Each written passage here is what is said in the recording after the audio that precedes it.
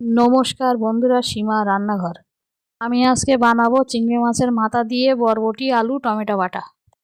আলু নিলাম, বরবটি নিলাম, টমেটো নিলাম, সবজিগুলো কেটে ধুয়ে নিলাম, চিংড়ি মাছের মাথাটা বেটে নিলাম, কড়া বসালাম, জল দিলাম, সবজিগুলো সিদ্ধ করে তুলে নিলাম, মিক্সার জারে সিদ্ধ করে রাখা সবজিগুলো দিয়ে দিলাম, কাঁচা লঙ্কা, পেঁয়াজ, রসুন দিলাম, বেটে নিলাম, সর্ষের তেল দিলাম, শুকনো লঙ্কা দিলাম, কালো জিরে দিলাম, চিংড়ি মাছের মাথা বাটাটা দিয়ে দিলাম, কিছুক্ষণ নাড়াচাড়া করে নিলাম, বেটে রাখা সবজিটা দিয়ে দিলাম, আরও কিছুক্ষণ নাড়াচাড়া করে নিলাম, লঙ্কার গুঁড়ো দিলাম, হলুদ দিলাম, লবণ দিলাম, চিনি দিলাম, আরও কিছুক্ষণ নাড়াচাড়া করে নিলাম, ধনে পাতা দিলাম, ভালো করে ভেজে নামিয়ে নিলাম।